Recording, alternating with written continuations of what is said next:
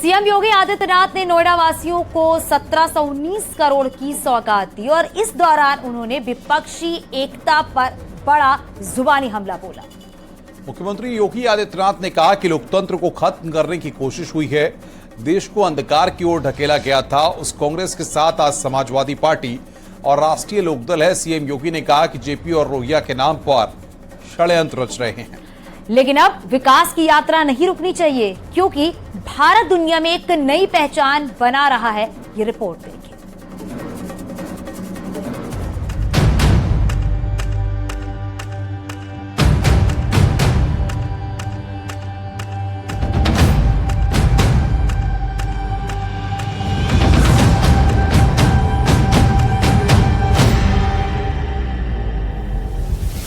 विकास के पथ पर आगे बढ़ रहा उत्तर प्रदेश नई बुलंदियों को छू रहा है। चाहे पूरब हो या पश्चिम, उत्तर हो या दक्षिण, हर ओर विकास की गंगा बह रही है और इसकी तस्वीर आज गौतम बुद्ध नगर में भी देखने को मिली। सीएम योगी ने नोएडा स्टेडियम में 124 परियोजनाओं का लोकार्पण और शिलान्यास कर नोएडा वासियों को 1719 करोड़ की सौगात दी और इसी दौरान उन्होंने विपक्षी एकता पर करारा हमला बोला। जेपी और लोहिया के नाम पर राजनीति करने वाले लोग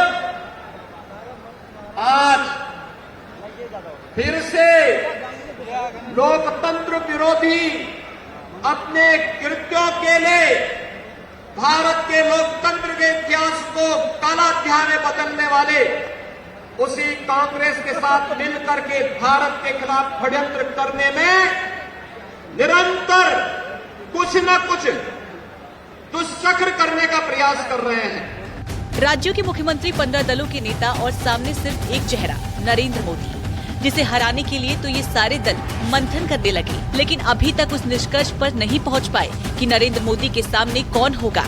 और इसी पर सीएम योगी ने आईना दिखाते हुए समाजवादी पार्टी से लेकर कांग्रेस तक को निशाने पर लिया। जो लोग इस पूरे जनपद को, यहाँ के विकास को बैरियर बन करके माफियाओं के साथ मिल करके यहाँ के विकास को रुद्ध करते थे, हमें उनको आगे बढ़ने के लिए अवसर देना है या यहाँ का विकास करके आने वाली पीढ़ी के भविष्य को उज्जवल करना है। बीजेपी विकास के नाम पर 24 के रण में दम दिखा रही है, तो विपक्ष में एकजुटता के नाम पर सारे दल कमल को रोकने का प्लान तैयार कर रहे हैं।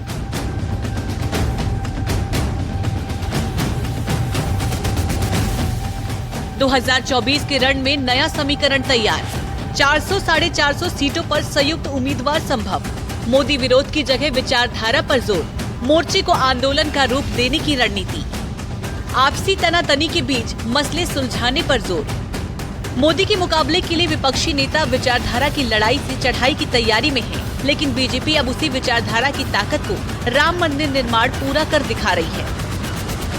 वह राजनीतिक दल जिनको बंदूक के नोक पर, लाठी की चोट पर या कांग्रेस की सरकार के निर्देश पर, जो तथाकथित अपने को समाजवादी कहते हैं, वह कांग्रेस के साथ खड़े नजर आ रहे हैं और कांग्रेस के साथ खड़े नजर आ रहे हैं। लेकिन यह जरूर मैं कह रहा हूं, पूरे दावे से कह रहा हूं, दमखम के साथ कह रहा हूं कि माननीय नरेंद्र मोदी जी के खिलाफ, भारतीय जनता पार्टी के खिलाफ राजनीतिक दलों की संख्या हो सकती है, नेताओं की संख्या हो सकती है, लेकिन जनता मोदी जी के साथ है, भारतीय जनता पार्टी के साथ है।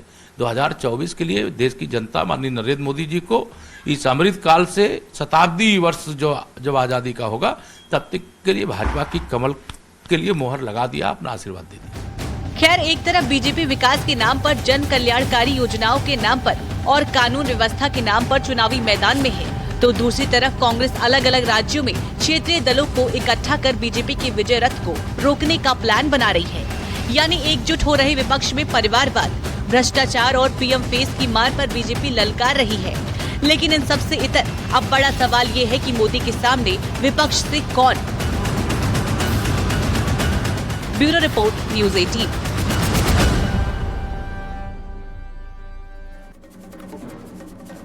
मुख्यमंत्री योगी आदित्यनाथ ने आज ग्रेटर नोएडा में रोबोटिक मैन्युफैक्चरिंग यूनिट का उद्घाटन किया। ये रोबोटिक मैन्युफैक्चरिंग यूनिट कई लिहाज पे बहुत खास है। खास करके जिस एआई बेस को दुनिया अडॉप्ट कर रही है, आने वाले दिनों में ये रोबोटिक मैन्युफैक्चरिंग यूनिट देश और प्रदेश के लिए एआई की दुनिया में क्रांति ला सकती है। ग्रेटर नोएडा के कासना में बनी देश की सबसे बड़ी रोबोट मैन्युफैक्चरिंग यूनिट को एडवर्ब टेक्नोलॉजी ने बनाया है। मैन्युफैक्चरिंग यूनिट लगभग 6 लाख स्क्वायर फीट पे फैली हुई है। रोबोट यूनिट के कई फायदे भी हैं। रोबोट मैन्युफैक्चरिंग का बड़ा हब होने के साथ ही चीन की बड़ी कंपनियों को टक्कर भी दिया जाएगा। हजारों करोड़ों के निवेश से युवाओं को बम्पर रोजगार मिलने वाला है। रोबोट मैन्युफैक्चरिंग वेयरहाउस और बड़ी फैक्ट्रियों में काफी उपयोगी और इंडस्ट्रियल बोझ को कम करेगी, क्योंकि अब हर साल करीब 5 लाख रोबोट बनेंगे। एडवर्ब टेक्नोलॉजीज ने 200 करोड़ रुपए के नए निवेश के प्रस्ताव के साथ ग्रेटर नोएडा अथॉरिटी के साथ एमओयू पे साइन करने के साथ इस कार्यक्रम में अपने कार्यक्रम की आधारशिला रखी थी। और मुझे प्रसन्नता है कि मात्र 1 वर्ष की इस छोटी सी अवधि में इतना बड़ा संस्थान 200 करोड़ रुपए की लागत के साथ साथ 3000 से अधिक नए रोजगार की संभावनाओं को विकसित करने के लिए न्यू टेक्नोलॉजीज के साथ रोबोटिक के क्षेत्र में क्या संभावनाएं हैं, इन संभावनाओं को आगे बढ़ाते हुए आज हम सबके सामने है। मैं इसके लिए एडवर्ब टेक्नोलॉजीज के चेयरमैन, सीईओ और उनके सभी सहयोगियों को हृदय से बधाई देता हूं, प्रदेश सरकार की ओर से धन्यवाद भी देता हूं।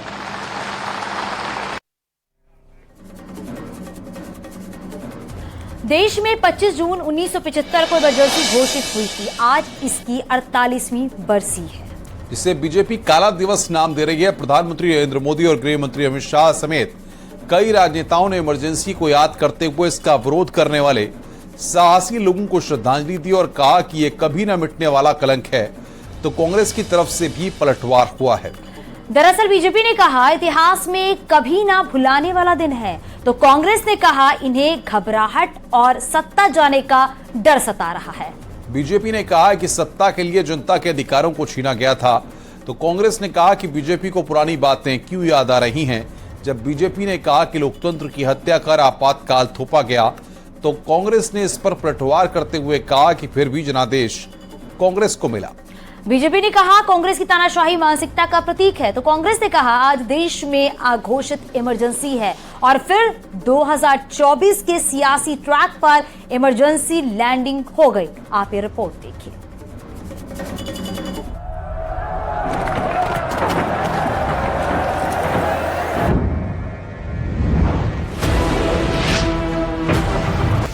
इतिहास के पन्नों में दर्ज 25 जून 1975 ही वो दिन है जब देश में आपातकाल लागू कर दिया गया था।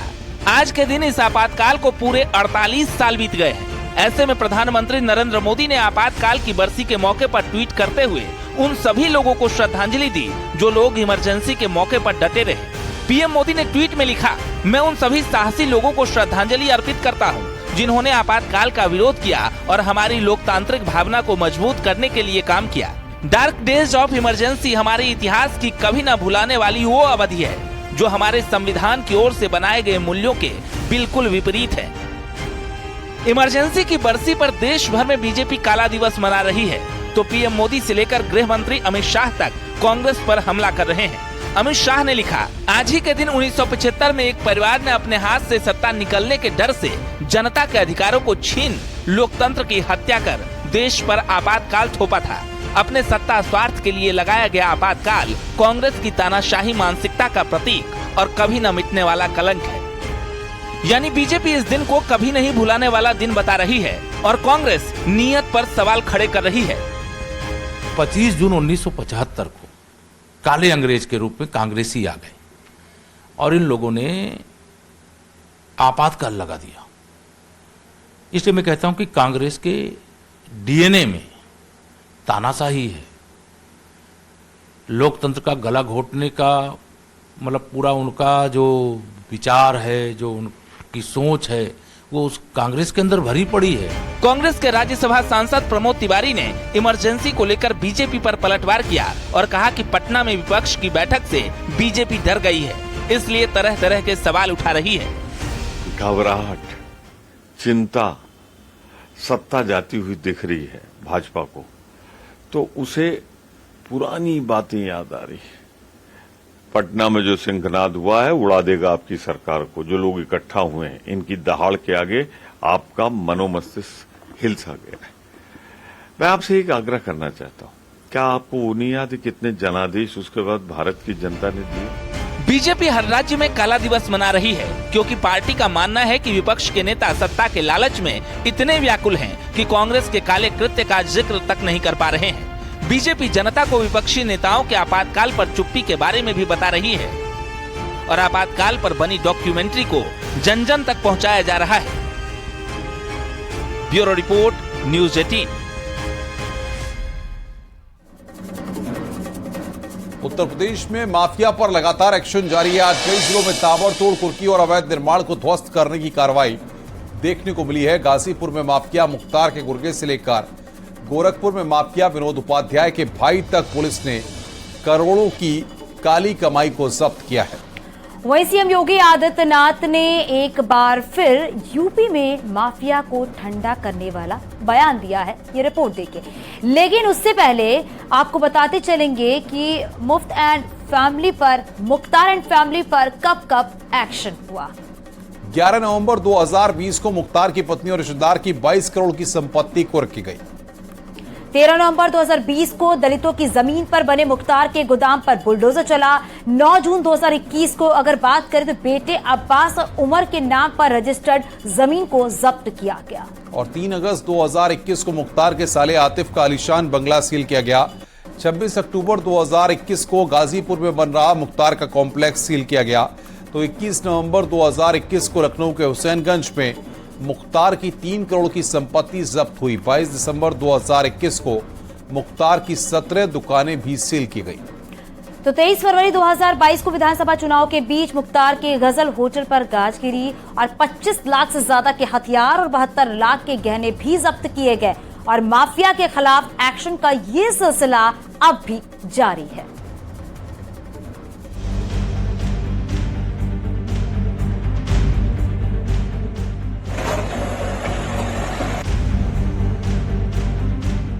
माफिया पर मार लगातार।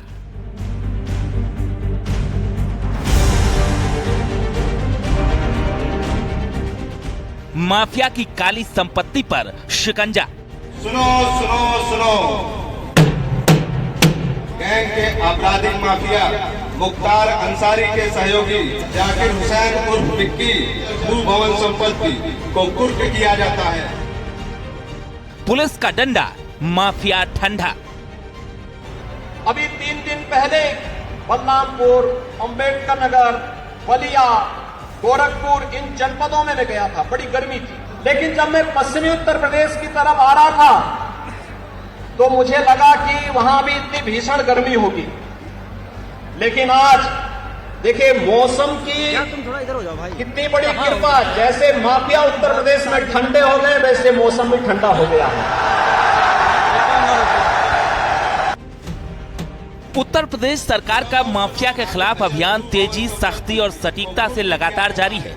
एक के बाद एक माफिया को चिन्हित कर एक्शन लिया जा रहा है। खुद सीएम योगी न सिर्फ इस अभियान की मॉनिटरिंग करते हैं, बल्कि साफ निर्देश है कि माफिया पर जीरो टॉलरेंस अपनाई जाए।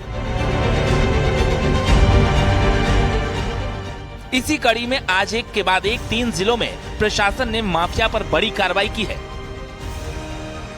पुलिस ने गाजीपुर में माफिया मुख्तार अंसारी के गुर्गे पर शिकंजा कसा है, तो वहीं गोरखपुर में टॉप 10 में शामिल बदमाश विनोद उपाध्याय के भाई संजय उपाध्याय के मकान को ध्वस्त कर दिया। इसके अलावा प्रतापगढ़ में भी बड़ी कार्रवाई हुई है। गाजीपुर पुलिस ने मुख्तार फैमिली को एक और झटका दिया है। पुलिस ने मुख्तार के करीबी जाकिर उर्फ विक्की के अवैध संपत्ति कुर्क की है। पुलिस ने करीब 1.5 करोड़ रुपए की अवैध संपत्ति को जब्त कर लिया है। मुस्तफाबाद इलाके में मुख्तार के गुर्गे जाकिर विक्की की प्रॉपर्टी पुलिस ने कुर्क कर ली। इस संपत्ति पर अवैध तरीके से मदरसा भी चलाया जा रहा था। एक 14(1) के अंतर्गत भूखंड तथा उस पर निर्मित भवन की जब्तीकरण हुआ है। ये संपत्ति विक्की उर्फ जाकिर की थी, जो गैंगस्टर में जिसके विरुद्ध पंजीकृत किया गया था। आप लोगों को विदित होगा कि पिछले दिनों एक विकास कंस्ट्रक्शन नाम से एक कंपनी ने धोखाधड़ी करके और एक नंदगंज थाना क्षेत्र में निर्माण किया था।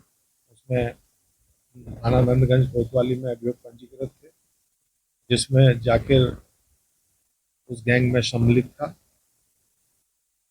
उसके भूखंड की जिसकी बाजारू कीमत लगभग 1.5 करोड़ रुपए है, और ये जो IS 191 गैंग है घनिष्ठ सहयोगी भी है। उधर गोरखपुर जिले के टॉप 10 बदमाशों में शामिल विनोद उपाध्याय के भाई संजय उपाध्याय के भाई के घर प्रशासन का बुलडोजर चला है। विनोद उपाध्याय लंबे वक्त से फरार चल रहा है। वहीं इसी कड़ी में GDA ने इस माफिया के भाई के घर को जमींदोज कर दिया। दोनों भाइयों की गिरफ्तारी के लिए पुलिस लगातार दबिश दे रही है और दोनों पर ही इनाम बढ़ाने की सिफारिश भी की जा चुकी है। जनपद गोरखपुर के शासन चिन्हित माफिया विनोद उपाध्याय एवं उसके गैंग के सदस्य के भाई संजय उपाध्याय द्वारा यहाँ सरकारी जमीन जो कोल्ड स्टोरेज की जमीन थी उस पर लीगली कब्जा किया गया था। कब्जा करके उस पर अवैध निर्माण करवाया है। इस अवैध निर्माण को आज GDA द्वारा तोड़ा जा रहा है। जिस व्यक्ति का घर तोड़ा जा रहा है उस व्यक्ति पर रंगदारी फर्जी दस्तावेज तैयार करने के कई अभियोग पंजीकृत हैं और ये महत्वपूर्ण है कि ये 25,000 का इनामिया भी है। और कानपुर में इनकम टैक्स की बड़ी छापेमारी चल रही है। कई ज्वेलर्स के ठिकानों पर पड़ी इस छापे में कई चौंकाने वाली बातों का खुलासा किया गया है। कार के फ्लोर मैट के नीचे सोना बरामद हुआ है तो ड्राइवर और क्लीनर के नाम पर करोड़ों रुपए की खरीद हुई है। दावा तो यह भी है कि इस छापेमारी में करीब 1500 करोड़ की टैक्स हेराफेरी का पर्दाफाश हुआ है और इतना सोना बरामद हुआ है जिसे बकायदा तौला गया है। आपको ये रिपोर्ट दिखाते हैं।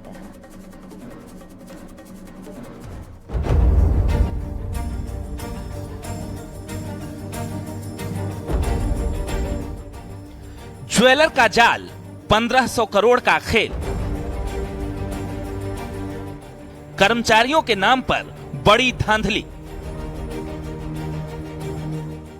लग्जरी कार, मैट के नीचे सोने का भंडार। कर अपवंचना की सूचना पर इनकम टैक्स की कई टीमों ने कानपुर के नयागंज, फजलगंज, फीलखाना, स्वरूप नगर समेत तमाम जगहों पर ज्वेलर्स के छापेमारी की शुरुआत की, जिसके बाद ताबड़तोड़ छापेमारी चली। इनमें चौंकाने वाली चीजें सामने आई जिसने इनकम टैक्स के अधिकारियों के भी होश उड़ा दिए। 3 दिनों से कानपुर में इनकम टैक्स की करीब 12 टीम छापेमारी और छानबीन कर रही है। सर्राफा व्यापारी के घर, दफ्तर पर चल रही इसी रेड में चौंकाने वाले खुलासे हुए हैं। सूत्रों से मिल रही खबरों के मुताबिक इनकम टैक्स की टीमों ने अभी तक करीब 1500 करोड़ रुपए की टैक्स चोरी और हेराफेरी का पता लगाया है। और यहां रुकेंगे छोटे से ब्रेक के लिए। ब्रेक के बाद खबरों का सिलसिला लगातार जारी है।